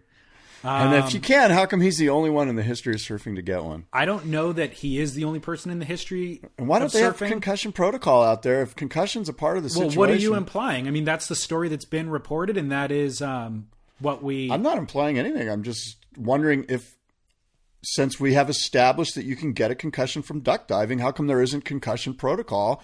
When people duck dive, somebody in all other pro leagues, when somebody gets hit, they get looked at. Yeah. That's all. I'm just saying. I don't know. Yeah, well, anyway, go Owen. We both have Owen on our team again. Gabriel's the defending champ, by the way. Yeah. I want to use that opportunity to jump ahead in the show notes to the kook of the week. No. I have to. Okay, well, we got to come back then. We'll come back. You can come back to yours, but I'm going to go with mine now. All right. You and I are the kook for our fantasy teams, dude. Like, this was a conversation about fantasy. Our fantasy teams are doing horrible. You and I, Speak for yourself. Dude, horribly, Scott. Look at the numbers. We have 500. Am I beating you? Barely. Then I'm winning. Then I'm winning. You lost in Rio to me. That's all I remember. Whatever. All I know is I'm winning. I'm beating you right now. I'm ahead of you in points. So you have 2,000. It's really just between you and I. It really is. And so thank you. You have 2,726 points. I have 2,620 points. So we are close. It could go back and forth through each event in the rest of the season. We have 556 members in the clubhouse. You and I are in the bottom half of the which I think is unacceptable. Like, you and I, we're the experts. We are the preeminent surf broadcasters on the internet, in the internet land. Yeah. And we should know better than anyone else, and yet we are flailing miserably. Where are we relative to everyone? Like the bottom half. I'm like 277th out of like 556, and you're like 250th or something. This is just our group. This is just our group, our fantasy group on Fantasy Surfer. Right. Yeah. So I'm ahead of you by 20-something. Yeah. You're ahead of me by 106 points specifically. All right. So I'm going to take it back in Fiji. No. But, dude, I've got a good team. In past seasons, we've actually held our own. Like, we were never in the top 10. But we held our own, and like, I won the women's division a bunch of times. Oh my god! That's by the way, my cap. if you would take away some of your energy from following, who you're going to, pick on the women's side, you'd probably be a little better. Dude, I've got my women's trophy still on my mantle at home. I am very proud of that. That's cool. What is it, like a box of? A box of what? Chocolates. Yikes. I don't know. Some sort of like hair product. You want me to edit this part out at the end of the show? No, I'm just having fun. It's spit, man. Can't we just have fun? God, does everything have to be so PC that we can't just have fun and tell jokes? Just send hate mail to Scott. Life would be so boring. By the way, the women's event starts in 3 days and the men's event starts in 10, which I far prefer when they stagger the events. You know what I mean? Like, I hate when you show up for Dawn Patrol and it's like, oh, are they going to run the men or the women today? And then they got to decide who gets to run in better waves, which is unfair to both groups. So I think it's rad when they are able to do the women's event separate from the men's, and that's exactly well. And I was looking at the long-term forecast, and it's going to be better later in the waiting period. So. So better in for other the words, men, essentially. It starts on the 28th. There's this pretty cool storm that comes up underneath Australia and slides alongside New Zealand, which is what you want. You want a storm between the East Coast, the Gold Coast, and New Zealand. Something in there that's going to create really good waves for cloud break. Okay. And there's something like that, right around like the 2nd or 3rd or 4th of June. Okay. So better for the men. Yeah. But the women have really held their own and done, Sally Fitzgibbons. I mean, there's a lot of girls that charge cloud break, and they deserve big, good cloud break, because that's a big, good wave where they can really show off, like they are making incremental steps towards dominating, towards surfing Mavericks and Jaws. And you've got to give them that, that they're making steps. And just like the guys, it's baby steps. Like no one was surfing Maverick, it takes time, but suggesting that I have to watch it or that I have to like it is a joke. I'm getting emails that are like, you're sexist, misogynist because you won't watch women surfing. No, I want to watch great surfing. I don't care what gender they are. But if it's not great, I don't want to watch it. I don't want to watch myself. I don't want to watch David Lee Scales surf. You know what I mean? You're really missing out, dude. There's a whole world of joy that I've got this vision of your style, and it's not pretty. It's amazing. It fits with the. Are there photos of you online that I can? I've had most of them taken down. I scrubbed the internet. Well, I'm not very good either. So. When okay, go ahead. Yeah, no, you go. Well, look, this thing's called the Outer Known Fiji Pro, right? So it brings up this question: does Kelly Slater completely recuse himself from this event due to his company being the title sponsor? Have we ever been in this situation before? Well, I don't know. One of the competitors is the sponsor of the event? I don't know. I don't think we have. But there's definitely a conflict of interest. Now, so I asked Dave, our friend Dave Prodan, who's the vice president of communications at the World Surf League. I said, Dave, I asked him this same question verbatim. Does Kelly Slater recuse himself? And he said, look, there's been no discussions that I've been a part of regarding Kelly Slater not surfing in this event. Under the new structure as of 2013-2014, event sponsors are well removed from any technical components to events, the call, the judging, etc. Another way to put it is that they have zero influence or interaction with any conversation regarding when we run, when we don't, or anything to do with judging. Essentially, event sponsors have zero ability to compromise the integrity of an event. Background on the previous structure, when event sponsors and licensees, is what they were called in those days, still had zero interaction with judging, but they did have a contest director that was usually employed by the sponsor, Luke Egan for Billabong events, Damian Hardman for Rip Curl events, etc. That contest director was part of a 3-person committee, including the ASP head judge and the surfer rep that would make the contest calls. And this decision now, in today's world, is the sole responsibility of the commissioner's office. Optics-wise, I can see where one would ask this question, Scott. However, in practice, it's such a non-issue that it's understandable the conversation never came up, or if it did, was brief. So my response to Dave's email that I just read is, I have no doubt that Kelly Slater is not going to have any effect on any of the main decisions. What I'm saying is, it's not that he's, of course he's not going to. I mean, that is like a given. I'm just saying that if Kelly Slater wins this event, it just looks bad for the WSL. It just looks bad.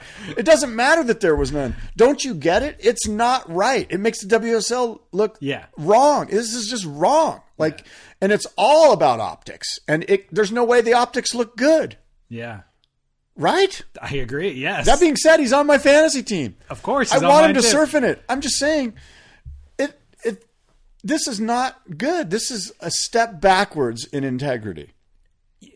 I completely agree. And I would go this is tangential, but I would go one further and say it's is another indicator to me that Kelly's not going to be on tour next year. This is a 3-year contract that Outerknown has with Fiji, and I feel like he did this because it's like, oh, well, this will be my final event there anyways, and I want to have a legacy in Fiji beyond me surfing in the events, and that's what this is setting up. By the way, who has more experience at Cloud Break, more competitive experience, more? Who would you turn to go, should we run or shouldn't we run? Kelly. Absolutely. And he's the guy. Who spends more downtime there than anybody else? Nobody. He's there off You'd be silly tours. not to ask him if we should run the event there. Right. And so now you've got, again, I want Kelly to surf in it. Nobody's a bigger fan of Kelly Slater than me. And I want him to win the event. I want him to win. Yeah. But I'm just saying, you can't have a guy who owns the company sponsoring the event, winning the event. Right. That's just... Yep. I totally agree. It's just, even if we all know it's going to be above board, he's not going to have, if anything, it's going to hurt his chances with the judges, I would think. Right. But it's just not right. Yeah. I totally agree. Did you tell Dave that? I didn't think I had to. I mean, I made it pretty clear that, this, I'm surprised nobody else has brought it up. We're just going to kind of let this slide under the carpet. I don't know, man. It was kind of surprising. Anyway, just think of it in another context, like the NFL or the Pro Tour, or let's say Jordan Spieth. Well, actually, there's not a good analogy there, but there's a good analogy somewhere. And look, it'd be like if you and I had a surf contest. We invited a bunch of people to be in it, say all of our listeners. It was sponsored by us. We put up the winning amount of money. We paid some contest guys to do the infrastructure for us, and then we won the event. Right. Yeah. Doesn't look good. Doesn't look good. Even if we had nothing, even if we surfed our balls out. It jeopardizes the credibility of the WSL, not anybody but the WSL. Yeah, exactly. So last week, I'm going to take Kelly off my team. Don't. No. Last week, I mean, that would just be a bad decision. Yeah. Did you buy him at the beginning of the season when he was cheap? Yes. I think it was like $5 million or something. Yeah. And I mean, I put Mick Fanning on my team. He's like $5 or $6 million. Yeah, he was. How can he not? He came in like 23rd into the season. So last week when you and I met, the reason why I was down in your neighborhood was I went to that Proximity film screening or premiere at La Paloma. Yeah. Do you ever go to film openings? You don't. Why not? You don't care? No, it's not. You know what I don't like is I feel socially awkward in some of those situations. Like, I don't want to go bra down. I'm just not into bra down. I'd rather hang out with my real friends, than go. And not that there aren't a lot of good people and friends and acquaintances and stuff like that. But I think if I was 25, I'd be all about it. But right. I'm broad out, it's. I feel the exact same way, and I'm sure the film was great. I know the La Paloma is a beautiful place. I've been there I've been going there for 30 years. I've seen shows there. I love it, and I'll go see a movie there. But I feel the same way. I don't want to go to a sold out, hyped out surf thing. Encinitas. If you're a part of Encinitas, you got to be there. I'm like, you know what? I'm not going to that thing. I feel the same way socially, which is weird. Like, I think I'm pretty good socially, like just interacting with people, but I left to my own devices, I'm a recluse. I am too. I'd rather stay home by myself. Me too. But the problem is I really wanted to see the film. And I knew this would be my first opportunity. So it's kind of like that desire to see the film trumped any social kind of awkwardness that I was feeling or, not wanting to participate in that. So can I tell you about the film a little bit? Yes, I'm sure it was great. I look forward to seeing it online on my big screen at home when I can just be with my dog and watch the film and relax. Here's the conflict I have. Was there screaming and hooting? No, which I was surprised by. That's bullshit. It was the tamest, most reserved surf crowd I've been around in a long time. See, everyone was like us. They're worried about what other people are going to think. It's like, so here's the problem I have, Scott. Yes. With this podcast and some of, the etiquette that pops up, is I want to be 100% honest at all times, right? Especially to the listeners who I feel like we have personal relationships with. But you're too invested in the industry, and you don't want to piss people off. You bump up against that sometimes, all the time. It's like Todd Glazer. I had him on the podcast, and he's heavily involved with that. And Taylor Steele is somebody who I want to have on the podcast, that I've talked to about being on the podcast, and I want to like be able to congratulate him all the time. And the film was good. So I'll say that. It was good, and I think people will be happy with it. And I also feel like I might just be turning into a cynical a-hole where nothing satisfies me anymore. You know, like my bar for what... Let me stop you real quick. Yeah, because I need you to know something that... Tell me. And I know you know this. I'm just going to reiterate this before you continue.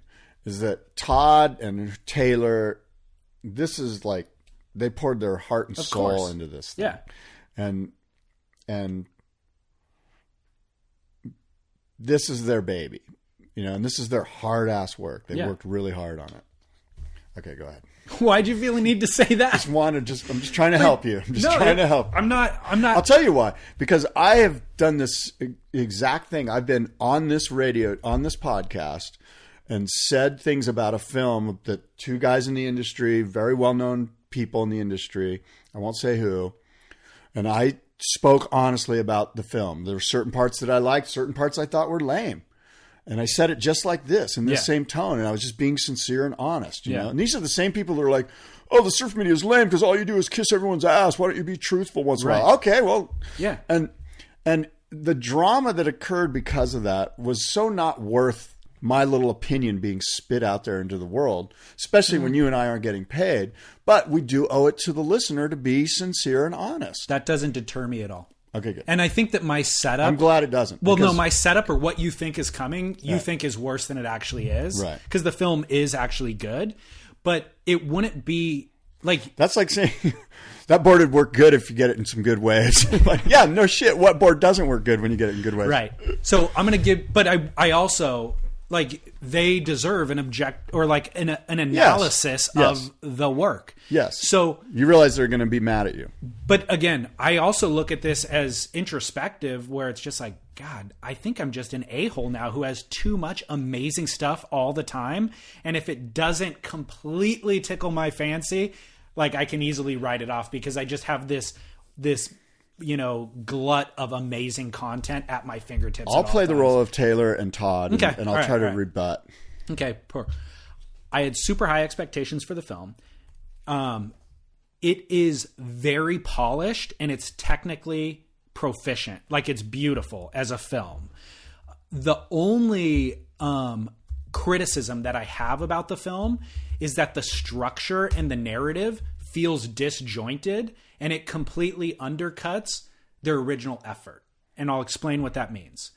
I'm going to give you the premise of the film first. They have 4 groups of surfers that went on 4 separate trips. The grouping is only of 2 people. And they wanted to do like this old, basically a generational representation. So it was like, let's focus on style. Well, we got Rob Machado and Craig Anderson, and we're going to send them on a trip. So you could see why those guys fit together stylistically. Mm-hmm. And let's go put them on a long left-hand point break and watch them surf. And then let's get John Florence and Kelly Slater, right? Great. Older guard, newer guard. Let's get Shane Dorian and Albie Layer. Great combination of guys. Big wave guys that both kind of come from Hawaii, Big Island, Maui. And then the 4th pairing was actually the most interesting, which was Dave Rostovich and Stephanie Gilmore. So interesting concept. And then furthermore, and Todd explained this a bit, furthermore, let's really just be a fly on the wall of their surf trip. You're pounding on the table. Am I? Yeah. Sorry. Let's be a fly on the wall of the surf trip and not just document their surfing, but let's document their interactions and like them discussing style. Let's document Rob Machado and Craig Anderson discussing style, and then weave that into the storyline and into the narrative. So all of this I'm fully on board with, and I think that it is a really interesting concept, and I love it, and I support it. Now, when I say that the structure is disjointed, is in reference to the way that they edited it in post-production. It starts off with like showing one wave of one of that, like, let's say one wave of Rob or Ando, and then cut to one wave of Steph Gilmore, then cut to one wave of Kelly, and then cut to one wave of Shane. And I thought to myself, oh, this is just laying the foundation for, these are 4 different storylines that we're going to be following. But after the opening credits, we're going to then follow Shane Dorian and Albie Layer through Scotland on their surf trip. Then it'll transition to Gilmore and Rostovich, and we'll follow them. That wasn't what happened. It continued to vacillate between storylines. So like you're in Japan with Kelly and Rob, and like you see 2 or 3 waves, and then smash cut to Mexico and Steph Gilmore, and there was, it seemed very disjointed. I kept thinking it would click into rhythm, but it never really did. And so that's my only criticism of the film, was that while the concept was great, I don't feel like it fully got excavated. And when I just started to get into Kelly and John playing chess wherever they were at, they never revealed the locations, but when I was just getting into their chess battle and hearing them banter back and forth and kind of rib one another, it would smash cut back to Scotland with Albie Layer and Shane Dorian throwing darts in it. And they're having a completely different conversation that it's like, oh, I remember that they were talking about that 10 minutes ago, but now I'm back to it and I have to like reset my headspace. So I feel like, again, some of the original intent got lost in post-production, trying to make it in, I don't need to restate what I've already said. No, that's my criticism. Well, I can't speak for Taylor or Todd then, because I could see your frustration with that. As a storyteller, that would bum me out. I think, I want just give me those guys, and I want to get into those guys, and then okay, that segment's over. Now give me these 2 guys. I want to get into those 2 guys. Weaving it in and out and just joining it and breaking it up is certainly it's a gutsy. It was a gutsy move. And I thought throughout the film, I was like, would I have preferred it if they just gave me these individual, like broke it into quarters basically and given me each. And then I thought, no, that's too traditional. Like that's what we would have been doing for the last 20 years. So I could see the desire to mix it up. Yeah. However, I don't think it was a super successful expression of it. Right. And I never felt quite settled in. And then I just realized, well, why not just put all 8 people on all 4 trips together and track the entire trip? That might have been the solution. But again, that would be too traditional.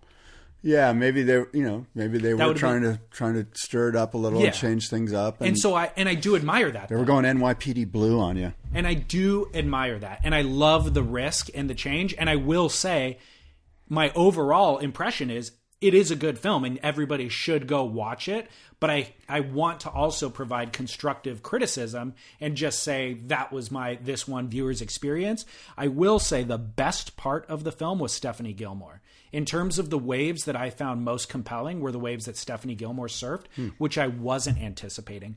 Kelly and John's sections were also actually, the surfing was good, but it's not memorable. Right. Like waves that John got in West Oz are more memorable to me than what was in this film. So none of the surfing in the film was groundbreaking as it has been in past Taylor Steele films.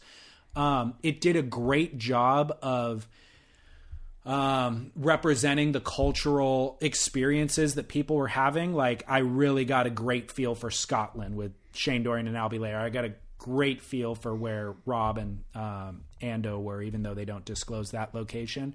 So I loved that about it. And I think that Taylor Steele's done a great job of that in his more recent works, Sipping Jet Streams and This Time Tomorrow and some of those films, which were like improvements over Good Times and the old films he was doing that were just surf porn. Yeah. So I like the progression of Taylor's career and craft. Yeah, he's definitely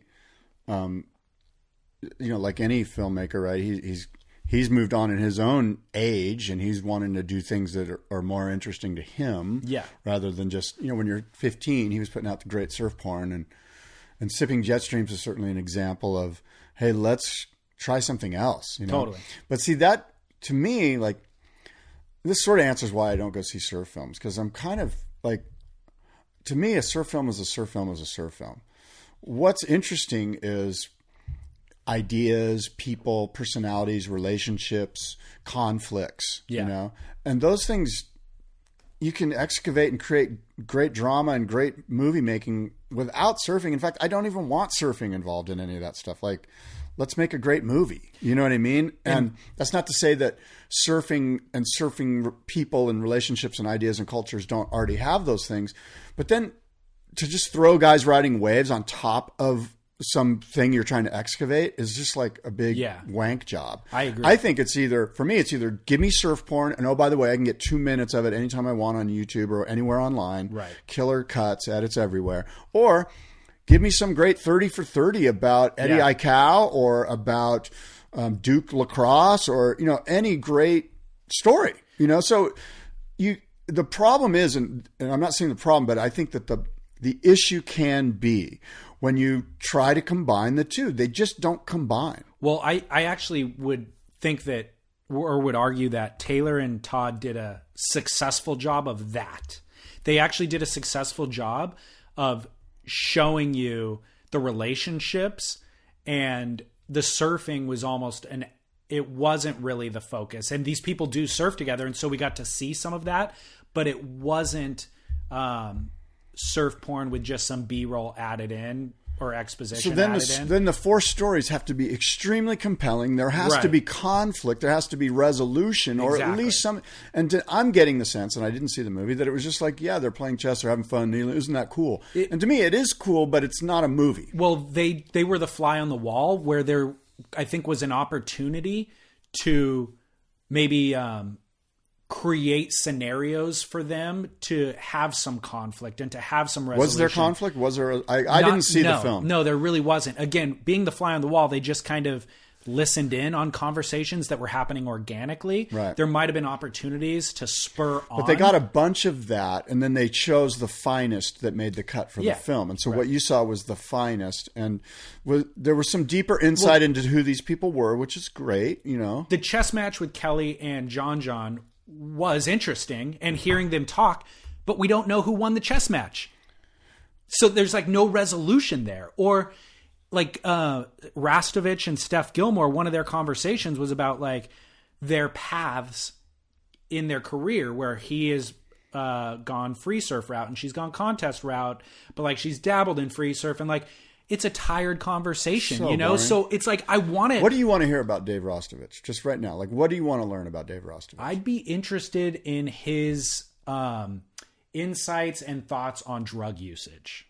Perfect. That would be good. Yeah. I would like to hear that too. And I'd like to hear him convincing Stephanie Gilmore or sharing his thoughts with Stephanie Gilmore and hearing her counterpoint to that. Insane. See, that's I get it. So that's where I'm saying is there was opportunities for the filmmakers to really propel these conversations and to instigate some conflict and the resolution that you're talking about, rather than just being the fly on the wall. Yeah. That's where it kind of fell short for me. But I love the concept that they set up.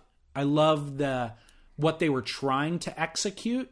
I just feel like maybe it could have come together better in post. Maybe even in pre, they could have set up some of those questions, but I don't want it to be like, you're going to sit in front of the camera and I'm going to ask you and interview you questions. I'm going to ask you questions and interview you, and then it'll be that confessional style documentary that we've seen a million times before. I don't want that. Yeah, you don't want a talking head. You know what would be fascinating? Because when you think about it, they're like, okay, let's get these guys that are really marketable. All those guys are super marketable. Like, I'm going to want to go see. They're the A-list. I want to go see Dave surf. I want to see Rob. I love those guys. They're surf insane.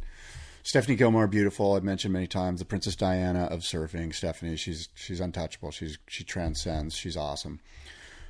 But as a filmmaker, I say to myself, who are the 2 most interesting people I can get on a surf trip together? And I say, and then I need to, as you say, seed them with some really thought-provoking. Like, I need for their personalities to come out after they've had these discussions with whoever it is. So, like, one of them, and I'm just riffing right now, but who's like, I'd like to see Richie Collins and Christian Fletcher together on a surf trip. Because first of all, I don't really give a shit about them surfing, but yeah, we'll layer a couple of waves, just like we layered some waves in proximity. I'm assuming they layered 5 minutes of surfing for each one of these guys. Yeah. But what I want to know is, what's Richie's take on the devil? And, you know what I mean? Like, now maybe those are extreme examples because you're kind of dealing with, I don't know those guys very well, but I'm sensing that they're not as well thought out. But there are probably some and Dave Rostovich is one of them. Dave Rostovich is a smart human. And Stephanie Gilmore is too. So let's get into some really intense discussion. Dialogue. Way beyond, I should have taken the free surf. To me, that's, the worst. But the question I have is, that's the best that you could have done? Yeah. How about we talk about their thoughts? We need to find out, first of all, right? We don't know how we would frame the conversation, but we would need to find out where they disagree. Right. And then have that be the conflict. Exactly. And maybe it's on abortion. Maybe it's on... Yeah, the conversation isn't to do with surfing. No, hell no. Yeah. I don't want to... Who gives a shit about free surfing and pro... Yeah. The conversation has to be way outside the box. Totally. And that's what they need to do is find... And Dave and Stephanie, and I think... Actually, I don't know Albie Lair, but Shane Dorian, I'm sure, can go into a really good in-depth conversation about something. We know Kelly and John can. I think they had the right guys. We know Kelly can. I don't know if... Have we ever had John really share any... No, but just Kelly with anybody is going to be good. Yeah. And why not John? Because I actually do think he's pretty smart. And well, still waters maybe run deep, because that's how I feel about John. He hasn't said anything that made me think he was not intelligent, but he's never said anything. And it's not he's just quiet and reserved all the time. Right. But it's not even if you're intelligent, if it's you're willing to dive deep into these conversations. Because I would say to you, just on face value alone, that Ando and Machado, I don't think would be the best two to have some deep conversation about. Because... Right. I know Rob well enough to know that he's pretty reserved. He's not going to put himself out there, and bless him for it. It's probably not, it's not in his best interest to go deep into some, but maybe he is. And I don't even know Ando, but I'm assuming he's just some 20-year-old ripper Australian guy that, might not, anyway, I think that there's better choices maybe in that too. Yeah. But those other ones make sense. Like if you talk to Dorian about, look, Dorian's a hunter. Like there's something we could do there about gun control. Let's talk about conservationism, or like, all the hate he probably gets about killing animals, that'd be an interesting conversation. Yeah. And he'll educate us on, no, actually, hunters are the best conservationists, Well, that's right. But the problem, though, is that Albie Lair might not be was it Albie? Yeah. Because I got that impression, First of all, Albie, I don't even know him. I don't know how he speaks or anything, but Albie looks up to Dorian, I assume. Yeah. No, he talked about that. You can't have that. The relationship has to be mutual respect. It can't be, this guy's my hero, so I'm not going to discount what he says. I don't know that I agree with that fully. I think there could be a really interesting dialogue with that. I hope so. That power differential. I would hope that there wouldn't be I'm just going to acquiesce to his point of view. Right. What we need hammering of heads, hammering of discussion. Smart people talk about ideas and concepts, and stupid people talk about spit. People. So... let me cycle back to how we started this conversation, where you said, hey, dude, maybe you shouldn't throw shade at the filmmakers and your friends, essentially. Yeah. Was that? I mean, I think that this is the kind of feedback. This is the kind of feedback and insight and conversation that I think Todd and Taylor want having happen around the work. Like, you shouldn't just be all rainbows and flower, or, smoke blown. Like, these are conversations that I would want to have listeners have about our podcast, of like, hey, here's why I hate David and like Scott, or vice versa, or things that I like about David and things that I don't like about David. Like, that is what spurs on engagement in the art. I don't think that there's any listeners now who aren't going to watch the film. I think listeners now are maybe more inclined to watch the film to hear why we felt the ways that we did. My friends and I are having a conversation on text right now about game-changing rock and roll songs. Game changers. This isn't what's the best song ever or what's your favorite, but what are the game changers? And when you take that perspective on surf movies, and I've railed against surf movies for a long time. It's just like, you've seen one, you've seen them all. And there are some game changers, right? Like, you could, obviously you're going to say, in my opinion, Endless Summer is the greatest surf film ever. There's no surf film better than Endless Summer. And it's a game changer. And then the other game changer is Momentum. Taylor Steele's Momentum. And you could maybe argue that there's a game changer in between those two, but I just think there's great surf films. There's a difference between great songs and game-changing songs. In fact, there's game-changing songs that I don't even like. It wouldn't necessarily be on my list, you know, like maybe a Rush song or something. That's definitely a game changer for the way so they're out there, and they're out there with surf films. There's great surf films, and then there's game-changing surf films. And so I think Endless Summer, Momentum, and I'm not sure there's any other game-changing surf films. The next game-changing surf film is the one that you and I just directed, where you have people talking about real stuff that is not like in the bubble of bra. Yeah. You know, it's not limited to just really subjects that have been torn apart each way and that way and all over the place. Yeah. Are there any other game-changing surf films? Game changers, not great surf films. Look, I can give you a handful of great surf films. I'm talking about game changers. Here's my problem having this conversation with you is I don't feel like you've paid close enough attention in the last, let's say, 4 years to where you're even open to the idea. I think you've already been set in that mindset of like, I hate surf film. And now everything that's come out in 4 years that I've been telling you about, you write it off and you didn't actually watch the full thing. Because I would argue last year, Let's Be Frank. Could be. Phenomenal and entirely different, scripted, all these like fight sequences that were set up by Hollywood cinematographers and fight like that's directors. Why I'm asking you. Yeah. I'm asking you. But I don't think that you saw it, you know? No, I didn't. Yeah. So, but I've championed that film, and then it actually won an Emmy. So that's a game changer. Yeah. That's good. So now we have 3. We have Let's Be Frank, Momentum, and Endless Summer. And Let's Be Frank was a game changer. Why? Because it restructured the format with script and with Hollywood, cinematographers and stuff like that. Well, there's been really good cinematography. You got to watch it. I mean, Sipping Jet Streams had really insane cinematography. I would argue another game changer might have been Kai Neville's Modern Collective. Because that was... Why? It was the emergence of Jordy Smith and Dion Agius and Craig Anderson. And there's been plenty of surf movies where they show emerging talent. And I think that's not a game changer. I think that's a great surf film. That falls in line with Momentum. It's just but Momentum was sort of Momentum. Momentum I'm making was like, your argument. Right. It's just an updating of Momentum, basically. Yes. Yeah. Possibly. I mean, maybe, to be honest, the game changer is the 3-minute surf edit. That's the game changer. Exactly. That format. The thing that came after Taylor Steele's Momentum, the next big game changer was, I'm trying to think, maybe John John's, I think it was called 7 a few years ago on the North Shore, where it's like a 7-minute. Well, I've got a game changer for you. Since we're talking about, okay, we went from long format to short format, right?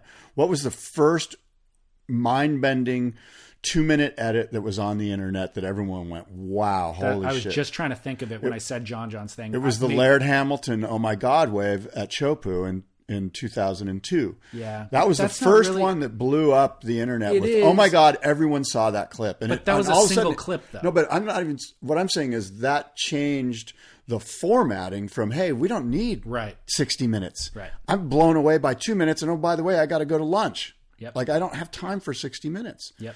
And I'm suggesting to you that not the content of that, but the content set the tone for, oh my God, we only need 2 minutes to have people minds blown. Yep. And I'm just throwing that out there. I'm just throwing that could be the game changer. And it's changed again now to where we don't even need 2 minutes. We need 10 seconds on Instagram to watch the backflip. Right. Which speaks to like the popularity of kook slams. But it's also not a film. It's now that's a good point. Film, that's a good point, right? What does constitute a surf film? Does it have to be a certain time period length? Does it have to have a story behind it? You know, I don't know. Look, we've opened up all sorts of Pandora's. The box is open. We have indeed. Oh my God, I've got to get to this last story. This is about a month old. I'm sort of hesitant to go here, but I'm going to go here because I know you've heard about it. I want to hear it. It's the Salt Creek drama. Oh, dude, I was wondering if we should touch on this or not. See, I know. I've been going back and forth on it, too. Anyway, here we are. 14-year-old surfer named London was catching too many waves at Salt Creek around May 2nd, May 3rd, something like that. And he got handled by the local crew, dunked, yelled at, cut off. The parents are saying he even got the nose of a surfboard either pointed at him or gestured toward him in an aggressive manner. And this has caused quite an uproar. It did cause an uproar. It's actually settled down, and you and I are now, David, we're stirring the pot with it. But it brings up some deeper underlying tones. And so I thought it's important that we talk about it. The mom, Dee Almeida, got involved after her son got dunked. She called the cops, and the whole situation was blown way out of proportion with helicopters, sheriffs showing up, code 3, lights and sirens, the whole kit and caboodle. I'll read a little bit, David, from Leylyn Connolly's great article in the OC Register. And here we go. This is from Dee Almeida, London's mom, the 14-year-old's mom. The tension started to arise when London's contest results were coming in. There was no reason for this behavior towards London other than jealousy. Of course, others tell it differently. London, some say, is disrespectful in the water, paddles around people to hog waves, and mouths off to older surfers. Dee, the mother, they add, is an overzealous mom who fuels the fire when she screams at surfers on the sand. Former pro surfer Ian Cairns of Laguna Beach was hired as London's coach. He's the first to admit that London is a born hassler, quote unquote. Cairns said that the teen hasn't been taught, just like hundreds of other young competitive surfers, that there's a difference between recreational and competitive surfing. So, David, my first question is, why hasn't Ian Cairns taught London the difference if he's his coach? Like, I don't understand. And if he has, why hasn't London heeded his advice? And why is Ian getting paid if he hasn't heeded his advice? I'll continue with the story, David. When you're in a competitive environment against your peers, take your gloves off, Cairns has told London. But when you're in a recreational environment, you have to wait your turn and give some waves away. Again, apparently London isn't listening to his coach. Whether or not the teen has soaked in these words is debatable. Well-known surfers like Christian Fletcher and big wave surfer Rusty Long have chimed in on these discussions. There's been an outpouring of Facebook and social media, surfer mag forums everywhere. It's been on Stab magazine. This thing really blew up. For the mother, Dee, the May incident at Salt Creek was a breaking point. She said that the man in the water put his hands on London and, quote, assaulted London with the nose of his surfboard. So I had no choice but to call the police, she said. What is a mom to do? I will not tolerate hands-on for whatever reason. That's not part of my social structure. You're not going to come around and wrangle my kids. I understand that. Mothers being mothers. I get that. According to Orange County Sheriff's Department records, the call was reported as assault with a deadly weapon. No arrests were made.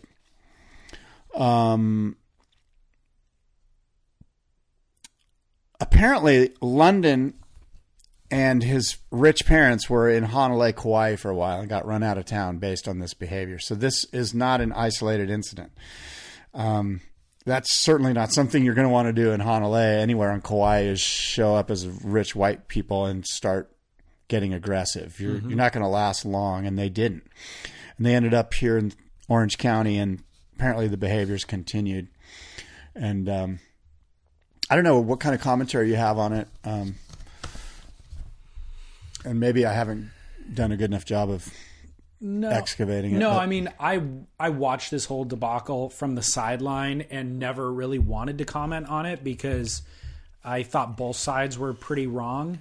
You know, it's like I kind of see the kid London and his parents both as the worst part of Orange County and the worst part of surfing in general, where it's just like entitled, acting aggressive, walking around with the chest puffed out, and then shaming everybody else and talking crap. And like, it's just like, it's so unappealing to me. And I expect them to get slapped down. And in the 70s, you get dunked, you get slapped down, and you go home with your tail between your legs and you show up tomorrow more respectfully. So this also highlights the worst part of our modern society where you can't actually do that anymore. And I'm not for abusing kids, obviously, that's a different thing. But I am for being able to smack somebody down when they're acting inappropriate, you know? But I also understand why the mom would call the cops if her kid got assaulted, you know? So there's that. the whole thing got blown so out of proportion, which I'm also against, which is also why I never chimed in along the way. I think it highlights, for me, I think it does. There's a certain element of localism and of the pecking order that exists in the surf world that I think exists for a reason, and that is actually beneficial to keeping crowds at bay, to keeping a healthy amount of respect in the lineup that I'm totally okay with. And then there's also an element of like the internet firestorm that takes place that I actually hate and despise, and that people lose their jobs because they sent one crappy tweet about something that happened to them at Starbucks this morning that's unrelated to their job at all, but then that gets taken out of place and they lose their job. Did somebody lose their job? Not in this environment, but like in Hollywood, that'll happen, you know? Yeah. So there's just so much about it that represents our culture that I despise. Yeah. I don't know. I feel like the kid is a punk and he should have got punked by an older surfer, and it should have ended there. Yeah. Yeah, it's weird, right? Like if the kid comes to you and goes, Mom, Dad, this guy dunked me in the water. Can't believe it. You know, the next question should be, well, what did you do to deserve that? Exactly what the next question should be. I cut him off, or I don't know, well, let's find out. And then we go talk to the guy and he goes, look, your kid's being a punk out in the water. Right. But the problem here is that the parents are punks. Or the problem is maybe the guy who actually dunked him is also a jerk. Yeah, exactly. Or he's a grown-up version of London, and now we actually have a case against that guy. The reality is, I think now after time has passed, there seems to be some contrition on the side of the parents. Yes. I saw a statement that the father wrote that was like, hey, I've reevaluated my job as a father and as a husband and seen where I've led my family astray. Yes. And I don't want to do that anymore. So I think maybe actually some good has come of it. That was actually, I can read that. I have that here if you want to hear it. Sure. While I respectfully disagree, this is from the father. And this is after about a week or 10 days of this thing just going crazy on the internet. And it made the local newspaper in Orange County, this whole thing. While I respectfully disagree with the idea that bullying is ever justified or that violence is merited as a response to disrespect or misbehavior, I can appreciate that others have a different view. It has been very hard to hear this negative feedback, and I have run through the gamut of responses, from defensive to anger to righteous indignation, and finally to resolution that this must be made right. And he goes on to, as you say, kind of apologize. Yeah, I want to read actually a couple of highlights from the things that he said to go on with that statement. He said, I, in looking deeply at what I have role modeled, I can see many ways that I have been selfish, aggressive, entitled, and easily offended. This behavior has set my wife into a mode of protection within our family that has been expressed outwardly when the same dynamic plays out in the wider world. So for my part, I do apologize. Firstly, to my family, friends, peers, and the surf community as a whole. I will continue to dive into the root of these issues and work to unravel this behavior and do better for my son, my wife, and for all. In respect to London, he has, as you can imagine, had to face some serious introspection and participate in some very difficult conversations. He has had to take ownership of how others have experienced him, both positively and negatively, and London is a good kid with no negative intention. He will continue to work hard to show this by his actions and engagement with others. So I thought that summed it up for me, and I was happy with all of that. Yeah, the guys on the Surfer Magazine forums had a field day with this. Of course. And one of the things that they dug up was where these people got all their money. Do you know anything about this? No. So, oh man, I so don't care, but okay, I won't go there. No, a part of me wants to know so bad. Okay. Give it to me. Okay. Gossip, dude. Let's get it. Okay, it turns out the Almeidas made their riches from internet gambling patents connected to Didi Almeida's father and brother.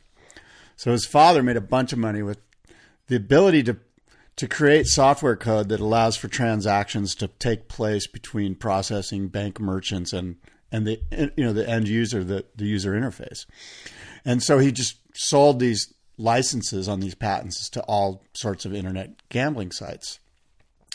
And it also comes to pass that they sold Dee Dee and her father and Dee Dee's husband, Chris. They sold these patents to a large pornography site. So they're okay with, and I'm not going to pass judgment on whether that's right or wrong. You know, that's their moral compass, right? But they've made all their money through selling software to licensing software that involves internet gambling and pornography. To gamblers and pornographers. Yeah. The world's worst. Which is interesting because she kind of comes off as this, like, I don't know, they did some more research on her, and if, like, those guys on that Surfer Magazine message board, they're quite the researchers. They've got a lot of time on their hands.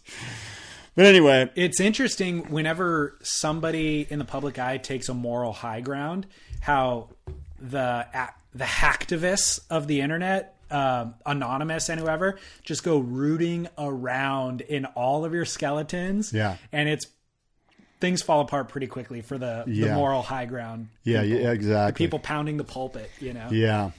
So that's hilarious. I think one of the statements, there's a guy on there who goes by the handle MJO Junkie. And I'll just read what he said because I think it kind of best sums it up. Okay. It's apparent these parents want to buy their kids into ability and attempt to shortcut the hard work it takes physically and emotionally to succeed. And this has never worked and it will never work. What does work is long, hard hours and years of practice, plus the gift of athletic ability, plus emotional intelligence taught by parents. This can help to move mountains.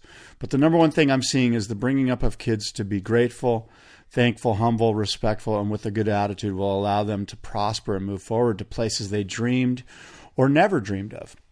A kid with good skills or ability with a horrible parent, and we all know them, will fail miserably at all things and have a better chance of becoming an emotional basket case because of the parent. Very few kids with parents like that will succeed in spite of the parent. Many will succeed because of the parents teaching them social and emotional intelligence skills. London's parents have become fabulously wealthy off people's demise into a dead-end world of gambling. And now their moral compass steered them into selling into pornographic websites.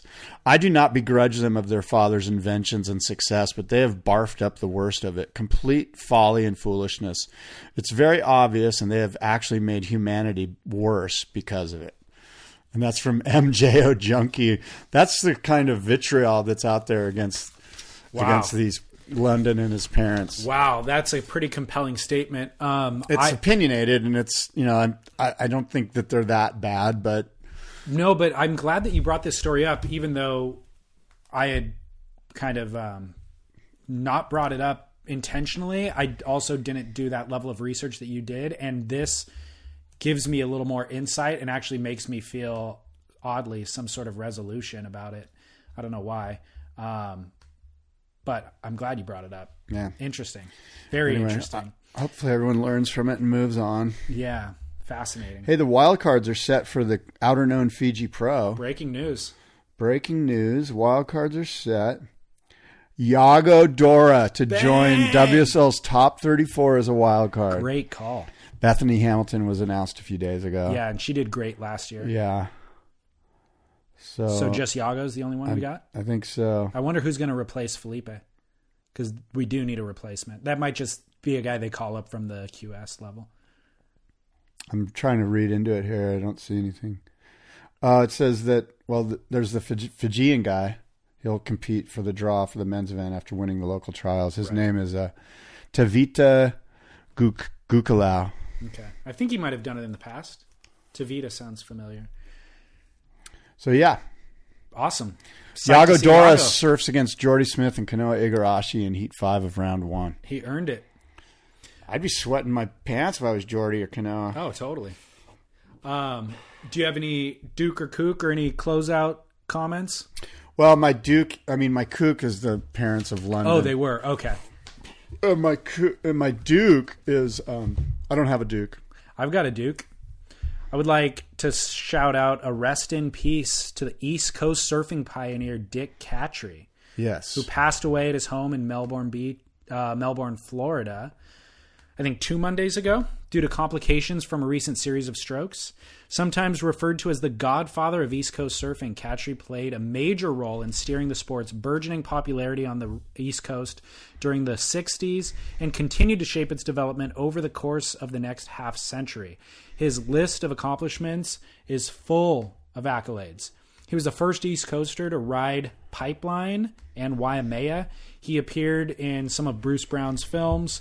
He opened one of the first surf shops in Florida, cultivated a team of East Coast riders for Hobie surfboards, and he set the industry standard for shaping surfboards and helped kickstart the contest circuit on the East Coast. He also mentored Kelly Slater. Yeah. And shaped boards for Kelly Slater. Kelly posted a really rad Instagram. That was a cool picture. Hilarious board with Catry written from nose to tail as large as you possibly could on like this 4-foot little weird short board.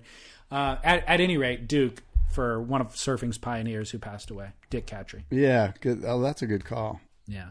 Here. Yep. All right. Well, until next time, then. This is the Spit Podcast. The Spitcast. The Spitcast. Spit. This is the Spitcast. I say spit with an exclamation point. Right. Spit. I just spit on the mic. This is the first one. So, by the way, we should let listeners know right now. The website will be up and running in the next day or two, but we should continue publishing this on our old feed to get people into the loop before we transition this show onto its own feed. Right. It will be on that own feed, but it'll also be accessible on our own feeds, Surf Splendor and Down the Line, which Scott has available through the boardroomshow.com or just boardroomshow.com. Boardroomshow.com. Right. So it'll be there for a month or so until it makes the full transition. Right on. Onto Spit. Killer. Dude, by the way, final note. Yeah. When we left our last recording together, yeah. When we got into that big fight. It wasn't a big fight. Go ahead. Come on. You sound like my wife. Dude, now you're going to throw her under the bus too? I'm sending her this podcast just so I apologize. I love my wife. She's great. So when we left that recording, yeah. I made a left-hand turn out here where you're only supposed to make a right. I got that ticket too. Dude, I knew you did. I got a ticket. Because I've seen you make that left. Did you get a ticket? Yes. Yeah, I got a ticket. We both got tickets. I paid mine already. Me it was too. like $278 or something. Yep. Dude, which made the day even... And I was already like bummed out about the day, and then I got that left-hand ticket. Not allowed to make a left-hand turn. No. And I made the left, and I got the ticket, and my first thought was, I bet you Scott got this same ticket 1 hour ago when he left. I did. And I almost texted you, but I was like, we'll sort it out later. Dude, just added insult to injury. And here's my problem with that left-handed ticket, by the way. Yeah. Listeners who've never been to the Surfing Heritage and Culture Center where we're recording this, it's an industrial area. There's zero traffic. I know it's illegal and there's signs that say don't make a left-hand turn here, but there is zero threat of danger. I could see traffic coming in both ways, and that cop is positioned there strictly. Where was he? He was just not so Stance. Socks is right across the way. The next driveway to the right. He was hiding out in that driveway, waiting to ticket people for making the left-hand turn. He pulled 2 people over with me. He just was waving them on. He's like, pull right over here. Pull. Really? There was 2 people behind me that he rode up to. So what I'm pissed about is nobody was in danger. I know that this is illegal, but you don't need to enforce the letter of the law. Like, the spirit of the law is don't make a left here because it's dangerous. Well, there was zero danger. There was zero traffic. I could see a mile in each direction. There's no danger at all. You're strictly positioned here to ticket people to the letter of the law. Right. When the reality is any given intersection in San Clemente is more dangerous than what you and I just did. Right. And you should be sitting there keeping people out of harm's way. That's my problem. Fair enough. Dude, enforce this. You know what I mean? Yeah. There was zero danger. Get angry. I was so pissed, dude. Spitcast. It was over within 30 seconds. He walked up and he's like, you know why I pulled you over? I'm like, yep. Here's my license and registration. He came back 30 seconds later with a ticket and he's like, here you go. I'm like, peace. Have a good day. I wouldn't, because I don't think you're allowed. You're supposed to admit it. So I was just like, I think so. Like, I was real ambiguous. He's like, you don't know why? And I go, I just kind of like mumbled. I didn't want to like get on record that I admitted that. I did. It was what it was. Like I as soon as I did it and I saw the lights, I'm like, yep, I deserve this. But at the same time, can you do something better with your time? No. This feels like entrapment. You know what I mean? There was zero danger here. Thanks, Trump. Yeah, Trump. Thanks a lot. Hey, dude, epic first Spitcast. Spitcasting. Until Scott, next time. Hey, nice to resolve everything. Easy, pal. Oh, shoot. I'm sure it's resolved. Okay. Adios. Until next time, and aloha.